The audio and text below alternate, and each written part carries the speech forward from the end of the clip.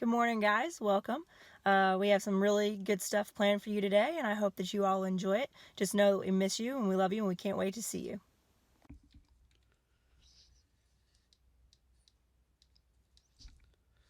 Dang it. I should have known he was there. I can't believe I totally forgot about that spot. Dang. Oh, hey there. Wow. Look at me breaking the fourth wall. If you don't know what that is, let me explain. In movies and TV shows, or plays and musicals, there's this idea that the audience, in this case you, and the actor, in this instance it would be me, are separated.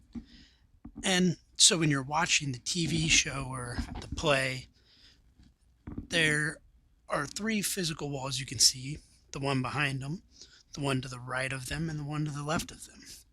And then there's this invisible wall known as the fourth wall.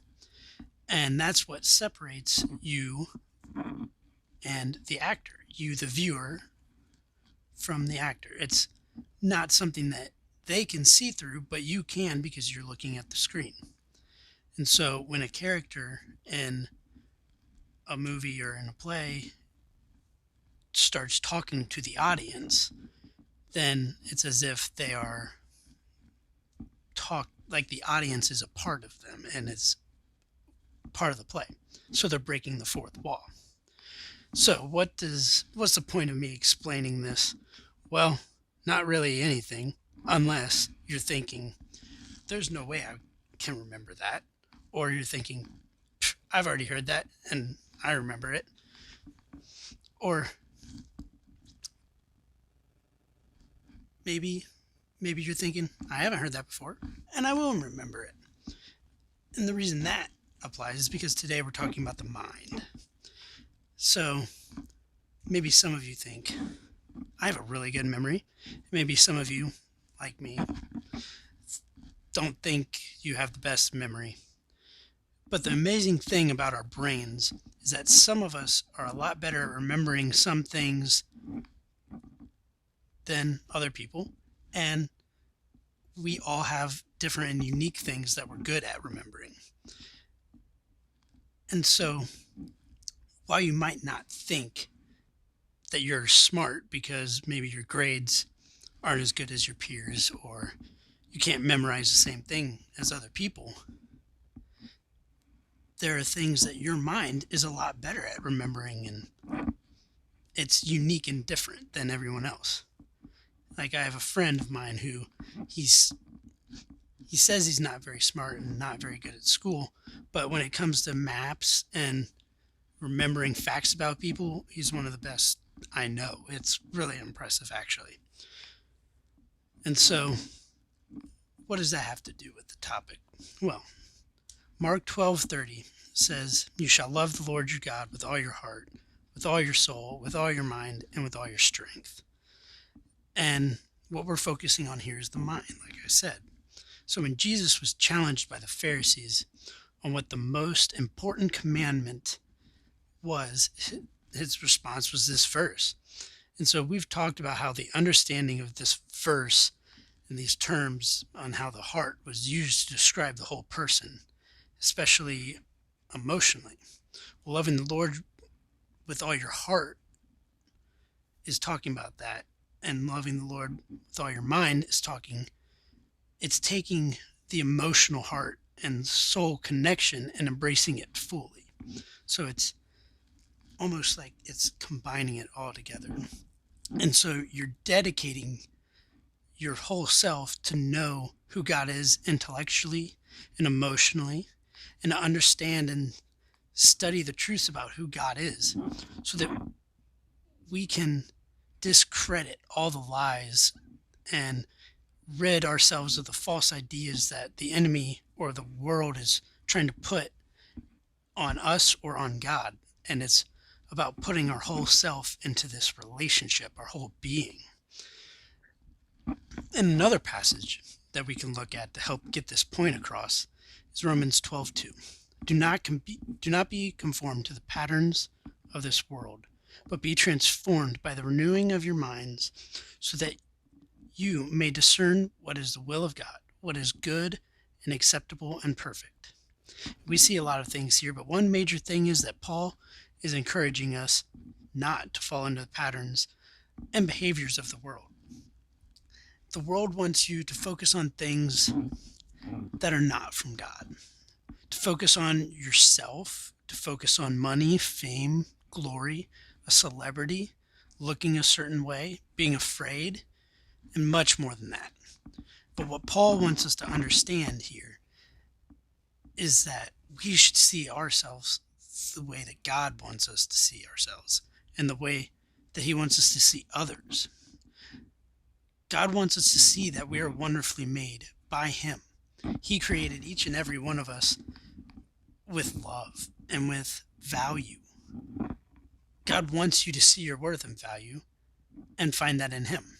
And so being transformed and renewed is going to come from God, who wants to lift you up and hold you, while the world wants to tell you that you're not enough. It's important to note that this idea of being transformed is not a one and done thing. It's a lifelong process, just like growing up and getting older. As you grow up and get older, so should your faith, and your faith follows a similar pattern. And while we're growing more mature in our faith, we should be allowing God to shape and change us. And there's a lot of ways that we can allow God to do this. We can ask him first and foremost, because he wants to give us the desires of our heart, especially if our desire is to be transformed into who he wants us to be. And so praying that God will continue to transform you is one of the first and best ways. Another is reading the Bible. The Bible has so many ways for the Christian to become more like Jesus and to grow closer to God. And it has everything that a Christian needs to begin and continue this process and transformation of our minds. And then another important thing that I think often gets underestimated is surrounding yourselves with people who are doing the same and want the same for you, want the best for you.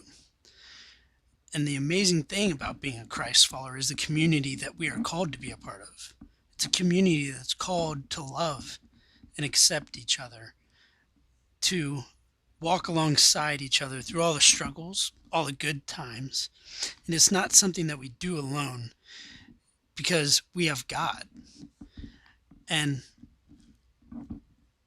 our friends beside us that want the same thing for us. So the thing is, with all of this, you have to be willing. God won't force you to transform, because he wants you to choose that. So, are you going to be all in?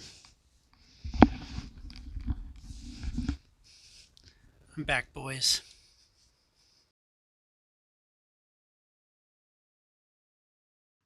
Good morning and happy Wednesday. I hope each of you guys got a good night of sleep last night. I can't believe that it's already Wednesday. I feel like this week is flying by just as fast as regular camp usually flies by.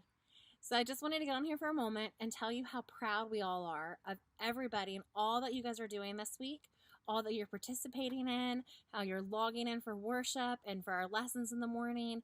I hope you guys are getting so much information from that. Elijah did such a great job today about our minds and how when we give God our all with our mind, he helps control what we think and the way we do things. And oh, guys, I'm just getting so much from these lessons, and I hope you are too. So I just want to tell you guys how proud we are of you and for all that you're doing. We know this is hard. We know it's different, but you guys are doing a great job. Worship on Monday night, we had almost 800 views. 800! Isn't that crazy? 800 people logged in and watched what we normally do at Targhee. I know Ed mentioned last night about how, could you imagine that many people in our church at camp? Oh, so hot with just us. I can't even imagine. God is doing something amazing and great because we have to do it virtual. And I think that is so exciting. I think you have the opportunity to invite your friends to participate and listen and watch with us. That's just something really cool and something unique that we don't ever get a chance to do before. So just wanted to tell you guys that. And I wanted to give you guys an update on the challenges and who currently is in the lead, which means they get their names put in a couple extra times for prizes at the end of the week. So right now, Gavin C is in the lead, then Vasilia, then, I'm sorry, I'm looking at my list, then Wesley, and then Wyatt. So you guys still have plenty of time to submit videos for challenges, to submit scriptures and books of the Bible and pledges and all that stuff to get points to be put in, okay? Plenty of time. So I want to tell you guys about today's challenge. In your box that you got for camp, you should have a can of bubbly. Now, if you haven't drank it yet, we're going to drink it today. So there are 2 parts to this challenge. You can pick which one you want to do. We have a bubbly chugging challenge and a water chugging challenge.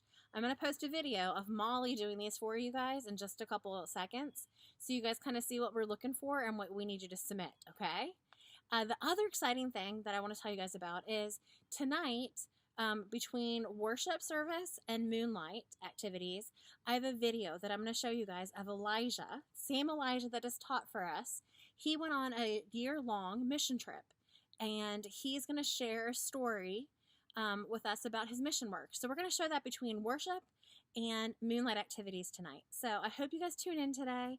Hope you guys participate. We cannot wait to see you, hang out with you, have lunch with you, worship with you, all of that great stuff. And we will see you at 12:30 today. All right, bye-bye, guys. 3, 2, 1.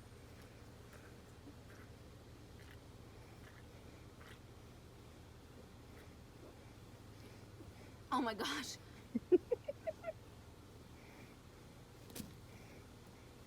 Go, go, go.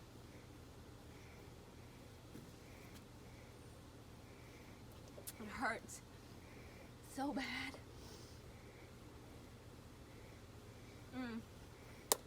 I'm done. Finish?